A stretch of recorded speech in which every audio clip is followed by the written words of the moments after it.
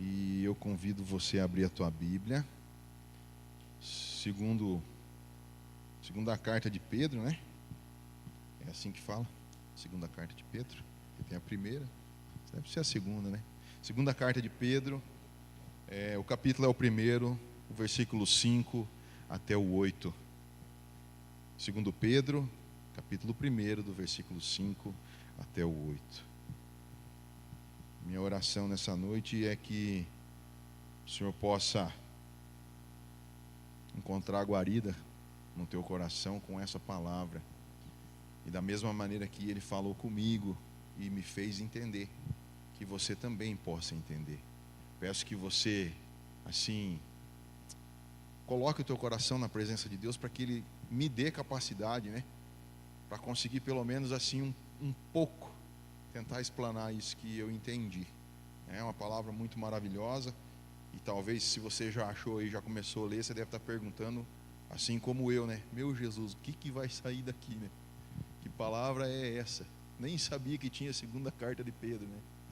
Vamos lá, diz assim: por isso mesmo, empenhe-se para acrescentar à sua fé a virtude, à virtude o conhecimento, ao conhecimento o domínio próprio, ao domínio próprio a perseverança a piedade, a piedade a fraternidade, e a fraternidade o amor. Porque se essas qualidades existirem e estiverem crescendo em suas vidas, elas impedirão que vocês, no pleno conhecimento de nosso Senhor Jesus Cristo, sejam inoperantes e improdutivos. Amém? Então você pode se assentar. Amém? Bom, irmãos, na verdade assim, primeira vez que eu li esse texto, fiquei mais ou menos igual vocês, assim, sem entender muita coisa, né? Porque fala de bastante coisa aqui, mas o que realmente me chamou a atenção foi no versículo 8, essas duas palavras aqui: inoperantes e improdutivos. São duas palavras que, a princípio, né, conforme o contexto que ela tiver aplicada, não é uma coisa boa de ouvir, né? Não gostaria de ser qualificado dessa maneira, né? Como que você vai? Eu vou inoperante e improdutivo, né? Não é uma coisa boa de se ouvir.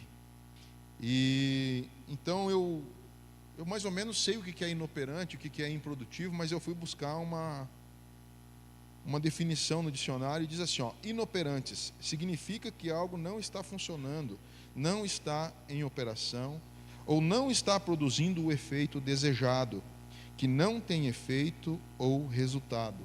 Improdutivo, tem duas definições: que não produz; estéril, que não dá resultado, que não rende; frustrado. Quando eu fui ler lá que era estéril, eu já me lembrei de quem? Da Ana, né? A última mensagem que eu trouxe, acho que foi no Dia das Mães, e nós falamos um pouquinho a respeito de Ana, e Ana era estéril, não podia ter filhos, e aquilo era uma tormenta na vida dela.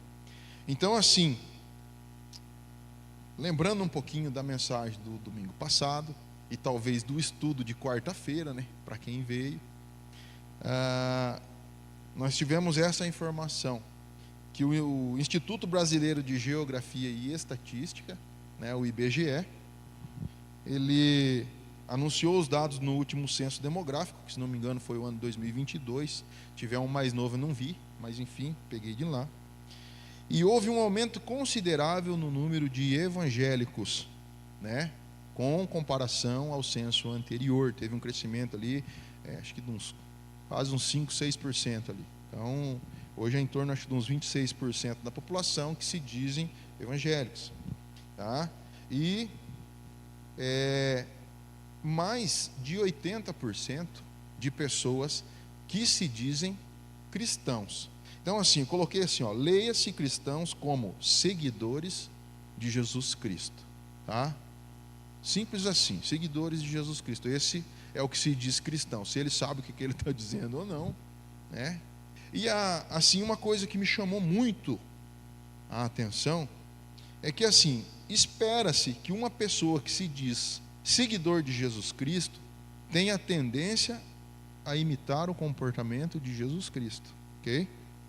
Uma vez que se identifica com esses valores e com esses princípios de Jesus, certo? Eu me digo cristão, quer dizer, eu sou um seguidor de Jesus Cristo. Então, pressupõe-se que eu sigo, né, os mesmos ensinamentos, ou os ensinamentos de Jesus, e procuro aplicar isso na minha vida. Só que, uma coisa que me chamou a atenção, que também foi falada, é que em uma sociedade que tem 80% das pessoas que estão imitando Jesus, ou que pelo menos dizem estar, ou pelo menos deveriam, né? O que me chamou a atenção é assim, é que os frutos, os resultados que nós estamos tendo hoje, não condizem com essa primeira afirmação. 80% de pessoas num país imitando Jesus, gente, não tem quem segura. Não tem como não haver uma transformação. Tá? Então, trazendo para esse contexto, tá? Numa analogia bem simples, né? Não quero assim também generalizar, porque nesse meio aí que se diz cristão, tem muita gente boa, sim, né? Como dizia minha mãe, né? Não é todo mundo que está classificado dessa maneira, assim, que se diz cristão, mas não pratica. Tem muita gente boa nesse meio. Mas existe, irmãos, uma situação na nossa sociedade, com base nessa palavra, né? Que diz assim, ó, que por algum motivo na nossa sociedade está existindo uma inoperância e uma improdutividade quando o assunto é ser parecido com Jesus. Entendeu? Nós não estamos conseguindo obter sucesso, não a quantia que deveríamos, pelo menos. Então, assim, nesse sentido, nós estamos inoperantes e improdutivos. Então, voltando para o texto, olha o que ele diz aqui no versículo 8. Se essas qualidades existirem e estiverem crescendo em suas vidas, elas impedirão que vocês sejam inoperantes e improdutivos. Então ele diz assim, que se essas qualidades, daqui a pouquinho nós vamos falar dessas qualidades, tá? É rapidinho, não quero me aprofundar muito, mas nós vamos falar a respeito das qualidades. Se elas estiverem, se indica uma condição, eu sei, você sabe. Então, se as minhas palavras estiverem em vocês estiverem em mim, as minhas palavras estiverem em vós, né? Então, assim, é uma condição. Se as palavras não tiver, nada feito. Então, assim, se essas qualidades existirem e estiverem em suas vidas, elas impedirão, né? Leia, deixarão de acontecer, tá? Então nós vamos ser assim, se essas qualidades estiverem produzindo na nossa vida, elas vão garantir que nós sejamos produtivos e operantes. É isso que nós seremos. Então, vamos voltar agora para a nossa comunidade aqui, né? Para nós que somos só os de casa, os conhecidos, nós que caminhamos junto aí lado a lado. Nesses últimos tempos, irmãos, o que nós temos ouvido direto aqui, assim, direto, cada pouco sobe um aqui e fala, no estudo um fala, conversando aí nos corredores o outro fala, no encontro das irmãs fala, dos homens fala, né, dos jovens fala, das crianças fala por tudo, que é o quê? Nós não temos medido esforço para comunicar a necessidade de se dedicar ao tripé do cristão. Beleza? Você concorda comigo, né? Então eu vou fazer uma pergunta para você.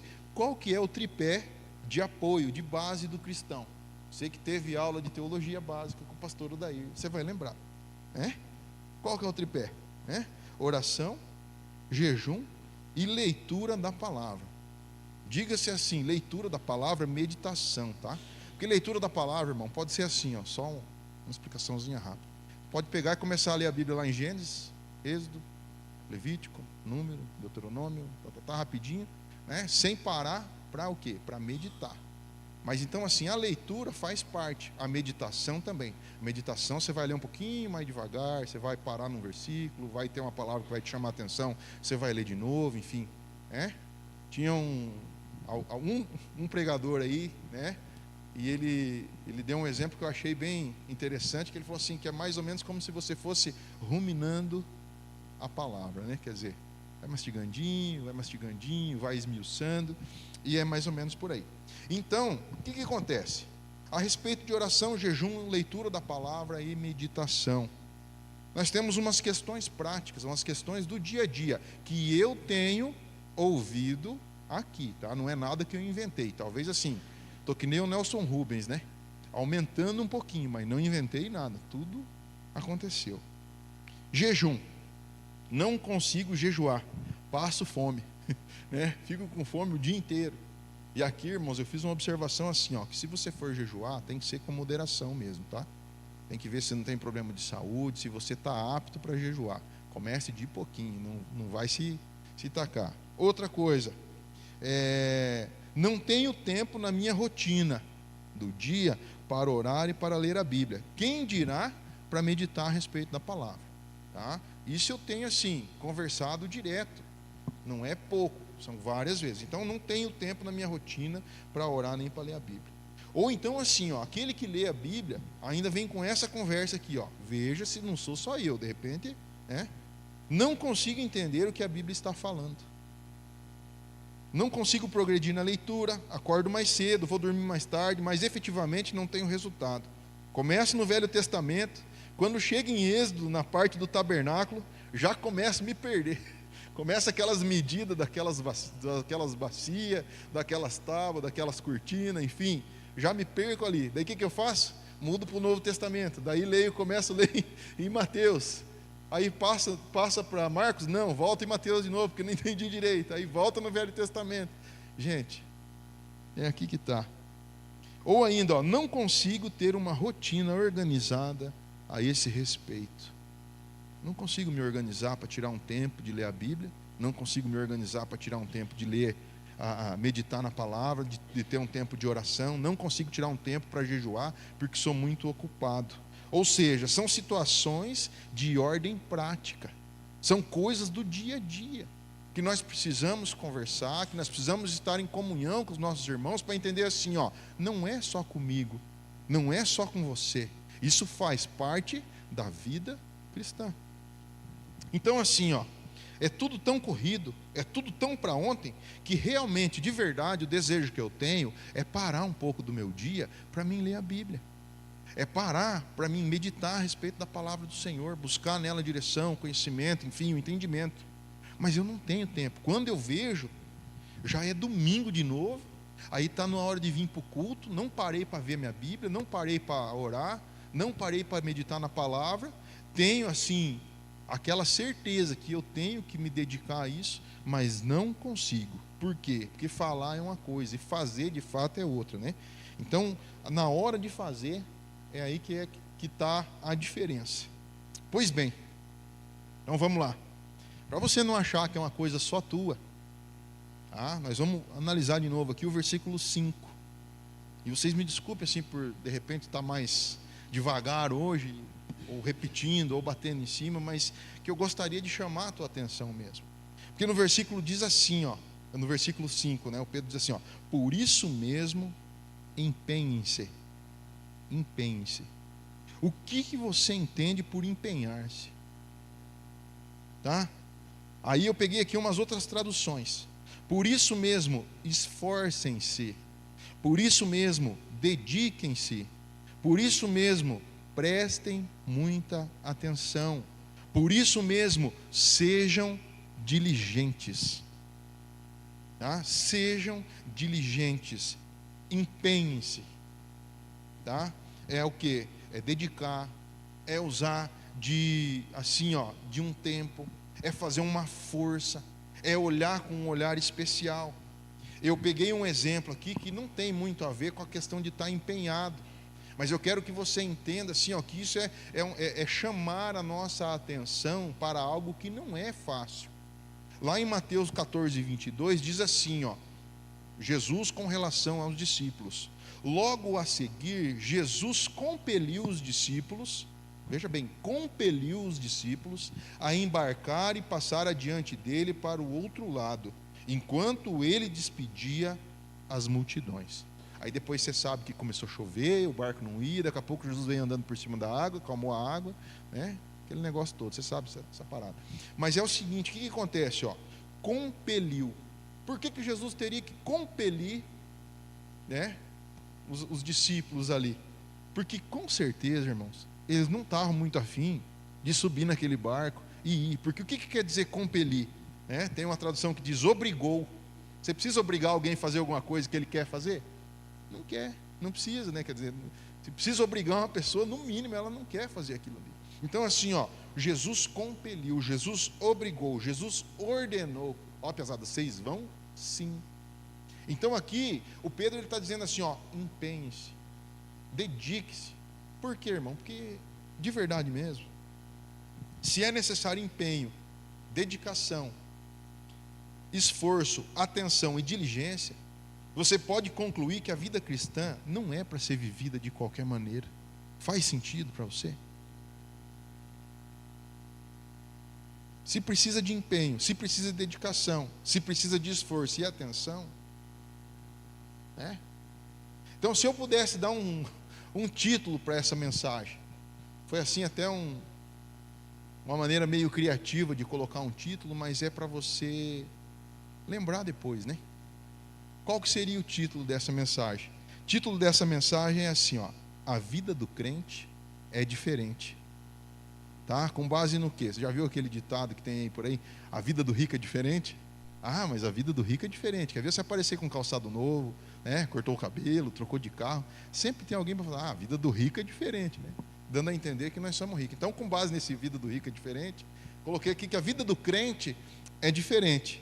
Só que daí, irmão, pode ser assim, que você seja daquele que entende um pouquinho mais. Fala assim, não, mas crente, até o inimigo é crente. Até o inimigo é crente. Então é verdade. Então a vida do cristão, vamos dizer assim, a vida do cristão é diferente. Tá?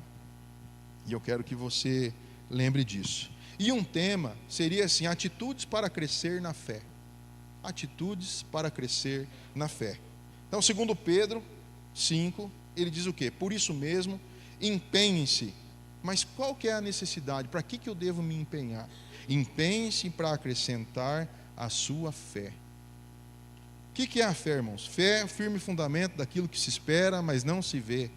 Fé é um conjunto de valores daquilo que eu acredito. Pode ser assim também, né? Então ele diz aqui, dediquem-se para acrescentar a sua fé.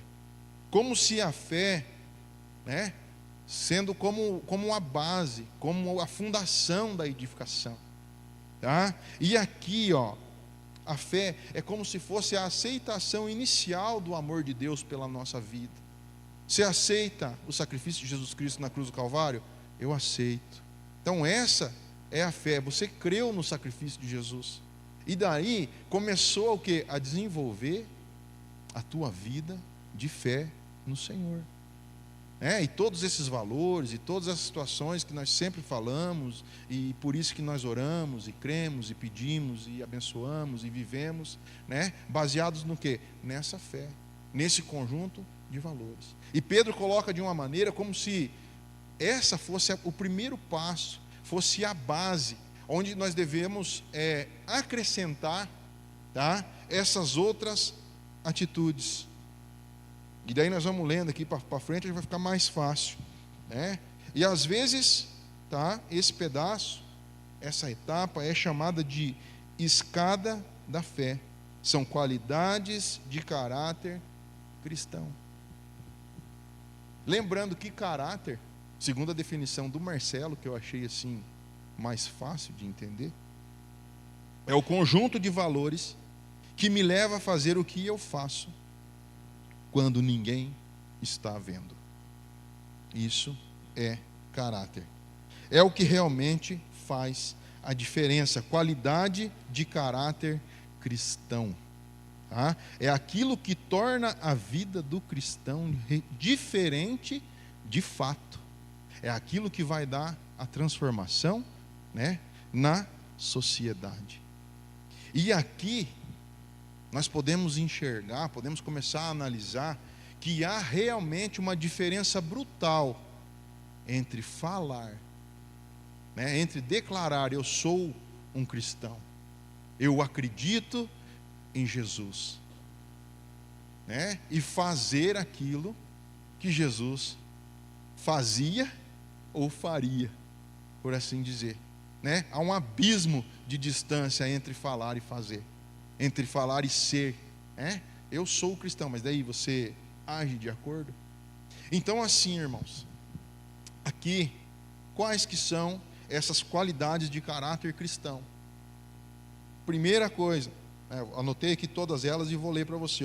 Virtude, acrescente a virtude, acrescente o conhecimento. Ao conhecimento, acrescente o domínio próprio. Ao domínio próprio, acrescente a paciência. Tem uma tradução que fala a respeito da perseverança. A perseverança, acrescente a piedade. A piedade, você acrescente a fraternidade. E a fraternidade, você acrescente o amor.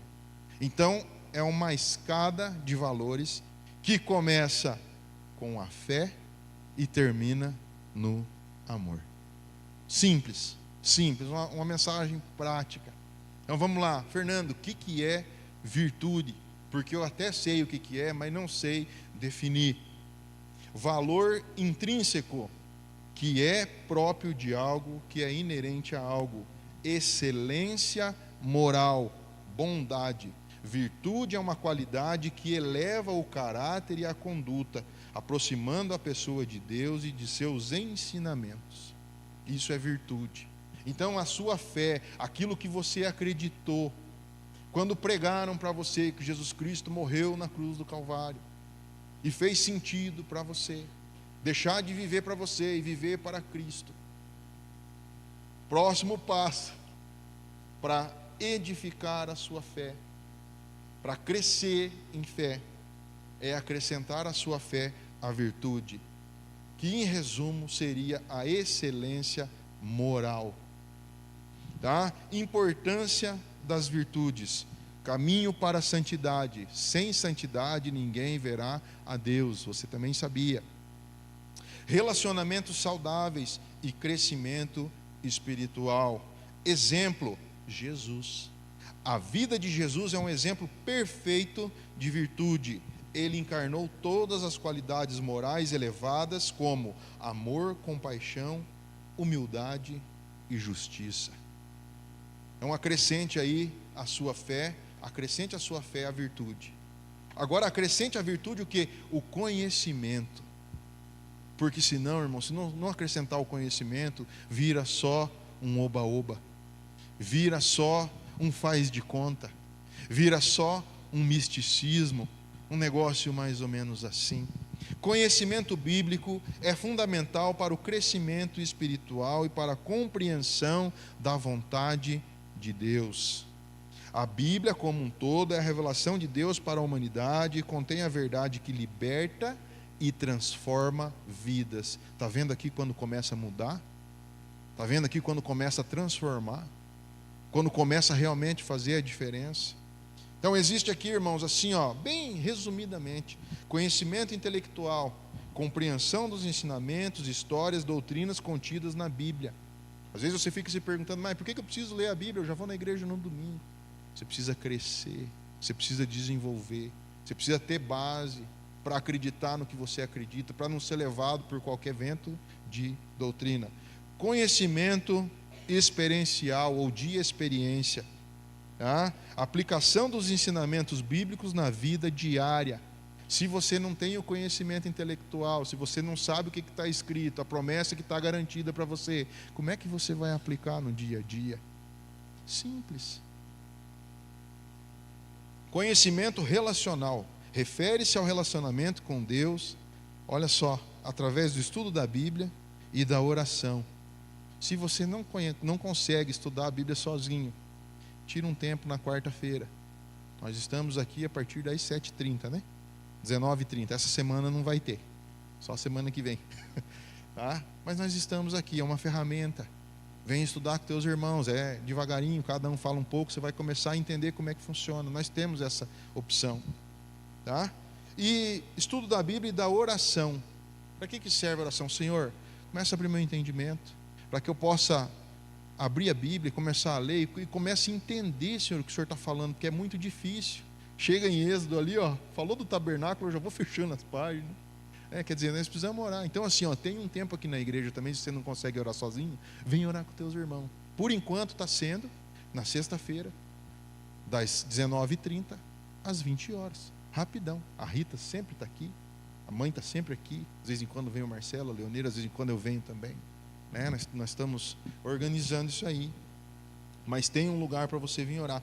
Conhecimento, buscando conhecê-lo mais profundamente. Então nós precisamos conhecer mais o Senhor, né? Acrescentar a nossa fé à virtude, acrescentar o conhecimento.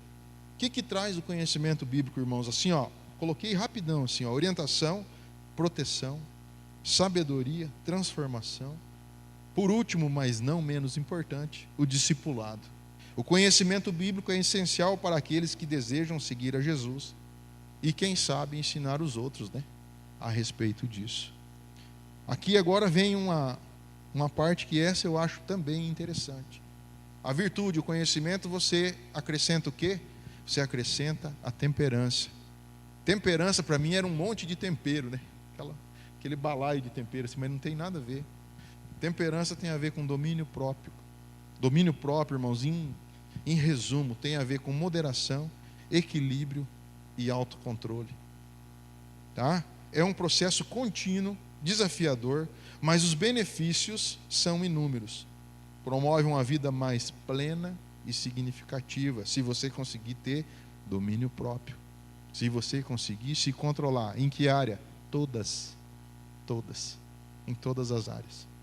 Já ouviu falar que aquele que não ri tem problema e aquele que só ri tem problema? Já ouviu falar que aquele que não chora tem problema e aquele que só chora tem problema? Sabe o que ele não tem? Ele não tem domínio próprio. Ele não tem temperança, que agora você sabe que não é um monte de tempero, né? Paciência, olha só, achei interessante. Acrescente a paciência. É uma virtude que reflete o caráter de Deus, envolvendo perseverança e fé diante das dificuldades. Olha que legal. Não é apenas esperar, mas perseverar. A paciência bíblica, ela não é passiva, mas ativa e perseverante, mantendo a esperança mesmo diante das adversidades. Que é mais ou menos assim, já que não tenho o que fazer, vou sentar e vou esperar. Sabe essa atitude? Não, está tendo paciência? Estou esperando. Se a fila não anda mesmo, tipo, está lá no banco, eu não vou ficar batendo boca, né? A fila não anda, vou ficar esperando, tenho que fazer. Entendeu? Não é essa atitude de desanimar, mas é esperar crendo que a provisão virá, que a mudança vai acontecer. Tanto é que assim, tem traduções que diz a respeito não da paciência, mas da perseverança, que é o quê? Capacidade de permanecer firme na fé e nos propósitos de Deus, mesmo diante das circunstâncias adversas. Isso é uma qualidade do cristão. Piedade. Acrescente a tudo isso que eu já falei agora, a piedade. Está quase dando uma sopa, né? De tanta coisa. Piedade. Xanã. Estar inclinado benevolentemente em relação a alguém. Ter compaixão por alguém. Conceder favor para uma pessoa necessitada. Esse verbo ocorre 81 vezes na Bíblia e fala sobre uma atitude marcada por compaixão, generosidade e bondade. Já pensou, irmãos? Já pensou? Se todos nós tivéssemos o hábito de exercitar, né? Lá em 1 Timóteo 4:7 diz assim, Paulo, quando escreveu essa carta lá para o Timóteo, disse assim, Timóteo, você rejeita as fábulas profanas e de velhas, está escrito aqui, e exercita-te a ti mesmo em piedade. E aqui Paulo faz assim um paralelo, tá, com o exercício físico. Ele diz assim, porque o exercício corporal para pouco aproveita. Veja bem, para pouco aproveita, não quer dizer que não seja de proveito nenhum, né? Para pouco aproveita com o quê? Com relação a exercitar-se na piedade. Por quê? Que a piedade para tudo é proveitosa, tendo promessa da vida presente e da que há de vir. Tá? Então assim, nós podemos exercitar a piedade. Mesma coisa que você fizesse um exercício físico. Aí não comparando, né? Você vai na academia uma vez e já quer sair de lá fortão. Você já quer emagrecer tudo no primeira segunda-feira da dieta. Não é assim que acontece. Quem dera fosse. Mas é o quê? É um processo contínuo e progressivo. Se não desanimar, né? E, por penúltimo, mas não menos importante, ele fala a respeito de fraternidade, ou da gentileza fraternal. Tá? Quer dizer o quê? Atos de bondade e amabilidade, realizado com o sentimento de irmandade e união entre as pessoas. Gentileza fraternal. Não apenas como um sentimento, né, um comportamento superficial, mas com uma intenção genuína de fazer o bem e promover o bem-estar do outro. Já imaginou, irmãos? Se todos nós tivéssemos esse entendimento e estivéssemos nos empenhando para que isso pudesse ir crescendo na nossa vida todos os dias. 80% de pessoas fazendo isso numa nação, gente, mudava o universo, não era só a Terra, não. Tá? Porque assim, ó, não tem para onde correr aqui. Não dá espaço para fazer nada diferente do que Jesus faria. Entende? Então aqui, ó, aí, depois de tudo isso, você acrescenta ainda o quê? O amor. Aí eu coloquei assim, o amor. O amor. Mateus 22, do 37 ao 40. Tá? Eu vou ler aqui rapidinho uns pedaços que eu grifei aqui. Jesus respondeu: ame o Senhor seu Deus de todo o teu coração, de toda a tua alma e de todo o teu entendimento. Esse é o primeiro grande mandamento. E o segundo, semelhante a esse, é: ame o teu próximo como a ti mesmo.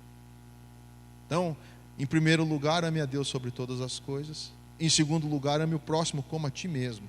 E a minha mãe sempre fala assim, ó, é como a ti mesmo, não mais do que a ti mesmo, tá? Se você amar mais o próximo do que você, já está descumprindo, mas ame o próximo como você ama você mesmo, tá?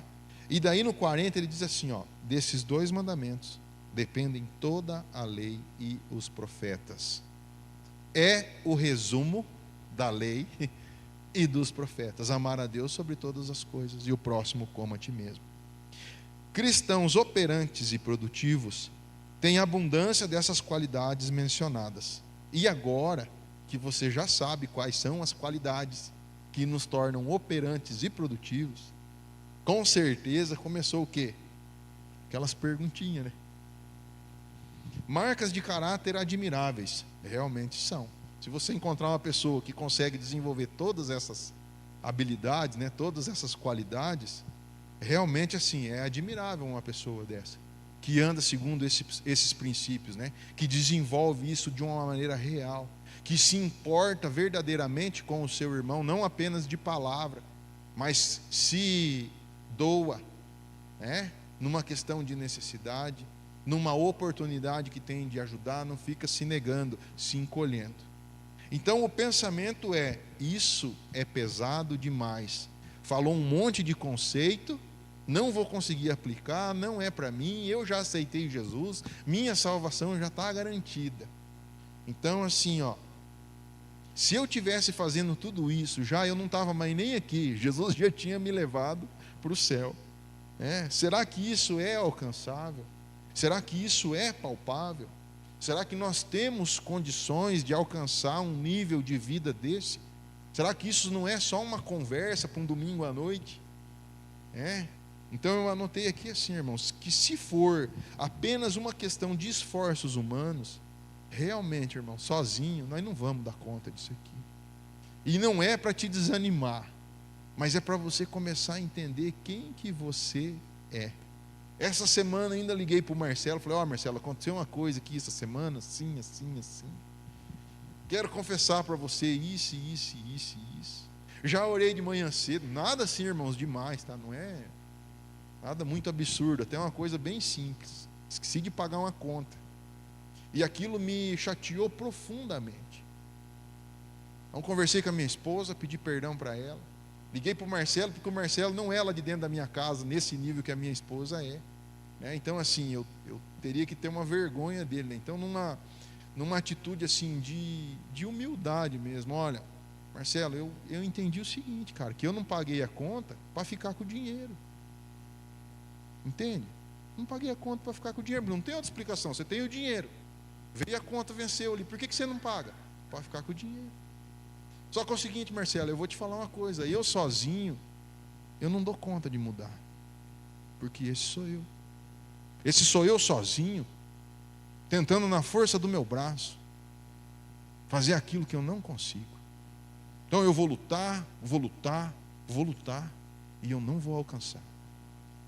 E eu entendi, Marcelo, que eu preciso pedir perdão, porque eu dei ocasião para o inimigo, tá? Para ir lá e me acusar perante o Senhor, porque o Senhor falou para mim que eu sou um administrador. E um administrador que não paga a sua própria conta é motivo de chacota. E eu dei ocasião para o inimigo ir lá e acusar a minha vida. Está vendo aí, ó, o teu administrador aí, ó, o tipo do administrador que você escolheu. Sabe, talvez assim, para você é uma coisa bem leve, assim, Fernando está ficando louco, talvez. Mas para mim foi profundo, porque eu entendi que sozinho eu não dou conta. E eu gostaria que você entendesse que sozinho você também não dá conta, por mais que você ache que dá conta. Mas enfim, não vou pegar um gancho na palavra que a Jane leu, mas é mais ou menos como se fosse um espelho. Em Cristo, tivemos acesso ao poder de Deus e recebemos o privilégio incompreensível de participar da natureza divina. Romanos 6, do 6 ao 13, eu não vou ler tudo, vou ler o 6, o 7 e um pedacinho do 11. Pois sabemos que o nosso velho homem foi crucificado com ele, com Cristo, para que o corpo do pecado seja destruído e nós não sejamos mais escravos do pecado. Pois quem morreu foi justificado do pecado. 11. Considerem-se mortos para o pecado, mas vivos para Deus em Cristo Jesus. Mortos para o pecado. Então, Senhor, eu não dou conta, mas eu já fui crucificado contigo. E a tua graça me capacita a andar em novidade de vida, ou seja, eu não preciso mais agir dessa maneira, porque eu fui liberto pelo sangue de Cristo e posso entrar confiadamente diante do Senhor em nome de Jesus Cristo e apresentar o meu coração para Ele. Aí eu falei assim, olha Marcela, aí você faz um favor para mim quando você for conversar com Jesus. Menciona eu para Ele lá, porque realmente eu creio naquela palavra que diz que é para nós confessarmos os nossos pecados uns aos outros, para nós sararmos, e ao Senhor para nós sermos perdoados. E eu acredito que a tua oração pode, nos seus efeitos, trazer um benefício para mim. Então você pode falar para Jesus, Marcelo, que eu sou um cara gente boa, e que eu estou empenhado em mudar de vida, que eu estou empenhado em fazer diferente, que eu não quero dar motivo para o inimigo ficar me acusando perante o Senhor. E eu gostaria que você entendesse nessa noite que é uma pá de conceitos que eu passei aqui. Talvez um dia desses, na quarta-feira, nós vamos estudar a respeito disso. Talvez, se você quiser um esboço, tem uns irmãos que já estão trazendo o esboço de casa, né? Eu tenho uma copiazinha lá, talvez você vai poder aproveitar, eu posso te passar uma cópia, tá? Mas assim, em Cristo nós podemos. Segundo, nós também somos habitação do Espírito Santo de Deus, que é o nosso ajudador em todas as coisas. Repito, como diria minha amiga Angelina, repito, todas as coisas. O Espírito Santo é que nos capacita. Mas nós passamos tantas vezes assim, tão correndo, tão preocupado com outras coisas, com o coração tão endurecido, que nós não paramos para ouvir aquele simples toque, né? No nosso coração: olha, não vai por aí, olha, não faz assim, olha, por que você está agindo dessa maneira? Olha, acrescenta a tua fé, olha, melhora aqui, ó, vamos desenvolver, né? Então assim, ó, em Cristo Jesus e sendo a habitação do Espírito Santo, nós somos capazes de manifestar essas qualidades de caráter semelhantes a Cristo. A verdadeira transformação espiritual e de caráter ocorre de dentro para fora. Muitas vezes nós ficamos aqui, ó, na força do nosso braço: eu vou pagar aquela conta, eu vou pagar aquela conta. Chegou no dia de pagar, eu não pago. Ah, mas por que você não pagou? Só para ficar com o dinheiro, não tem outra explicação. Já está pago, tá, irmão? Já está tudo certo. já paguei, né? Os atributos da fé, piedade, bondade, fraternidade e amor fluem da vida de Cristo que foi implantada em nós. E uma vida produtiva, operante e eficaz é resultado da santificação, que é uma transformação de caráter. E a ideia, irmão, é justamente essa: que essas qualidades gerem transformação na minha vida, na sua vida, e possam transbordar das nossas vidas, de maneira a alcançar as vidas ao nosso redor. Por isso que nós falamos tanto de começar pela nossa família, porque é o lugar onde nós estamos inseridos, e é o lugar onde eu creio que o Senhor vai começar a mudança nas nossas vidas, a transformação da nossa sociedade. E nós não vamos mais precisar ficar preocupados que nunca antes na história desse país teve uma quantidade tão grande de pessoas, né, que se dizem evangélicos, num nível tão raso de palavra. Porque agora você vai para casa pensando que existe uma maneira de crescer, e é uma maneira prática, é palpável. Talvez assim, por conta própria você não dá conta, mas tem como fazer. Então, para terminar, irmãos, quero chamar a tua atenção só para mais isso, e daí eu encerro. Como cristão, existe uma expectativa com relação a você, cristão. Espera-se de você uma determinada atitude. E aqui eu coloquei o exemplo, aqui quem é mais de idade um pouco vai se entregar agora. Não sei se você lembra, né? Mas eu nasci em 84, então 94 eu tinha 10 anos e dali para frente. Existiam uns cartãozinhos, não sei se você sabe o que é cartão ainda, se existem essas coisas de cartão, né? Hoje é tudo tão digital, é tudo tão tecnológico. E era uma versão, era tipo assim, era 2 desenhinhos, né? Um piazinho e uma menininha de mão dada, assim. E era uma coleção que chamava-se Amar é. Amar é. Não sei se você vai lembrar disso aí. É mais antiguinho um pouco, mas tinha bastante. Então assim, ó, é um exemplo, amar é. Então eu queria dizer para você assim, ó, ser cristão é. Imagina, ser cristão é. Existe uma expectativa com relação a você e a eu que somos cristãos. Existe uma questão de ordem prática que diferencia o cristão do mundo.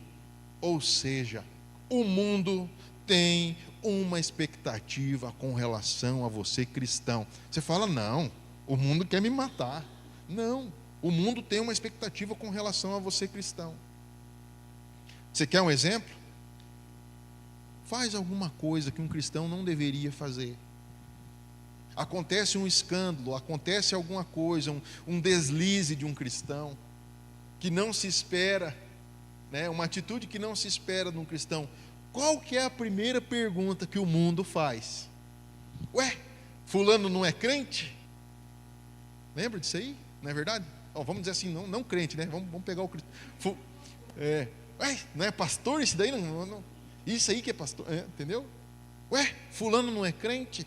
Ou então ainda fala que é cristão, ainda fala que é crente, tem a cara de pau de dizer que é crente. Se for para ser crente desse jeito, não é verdade? Então, irmão, sabe o que acontece? O mundo tem uma expectativa com relação a você. Por mais que negue, por mais que critique, por mais que tire sarro, mas o mundo espera de mim e de você um comportamento moralmente mais elevado. O mundo é carente, irmãos, de exemplo. O mundo é carente de testemunho, de pessoas que estejam de pé diante de uma situação dessa que é tão prostrada, que é tão caída, que é tão corrompida. Tá? Existe uma prática da vida cristã que é depois da porta para dentro. Você é cristão? Quais que são as tuas atitudes? Quais que pelo menos deveriam ser as tuas atitudes? Por exemplo, o cara fala que é padeiro. Sei lá, me ocorreu agora. O que você espera que um padeiro faça? Ou tem uma panificadora, ou trabalhe numa panificadora e faça todo quanto é tipo de obra que envolva a parte do panifício. Se ele for confeiteiro, ainda você espera que ele faça o quê? Uns bolos, né? Bem confeitado, bem bonito. Porque você tem essa expectativa com relação a um padeiro. Se ele fala que é pedreiro, você tem uma outra expectativa. Se ele fala que ele é pintor, você tem outra expectativa. Que é engenheiro, você tem uma outra expectativa. O mundo tem uma expectativa com relação a você, cristão. E aqui, irmãos, aqui realmente, no viver diário do cristão, leitura, oração, meditação da palavra, jejum, isso faz parte da vida do cristão. O Jesus espera isso de você, eu espero isso de você, e o mundo espera isso de nós, fazer realmente a diferença.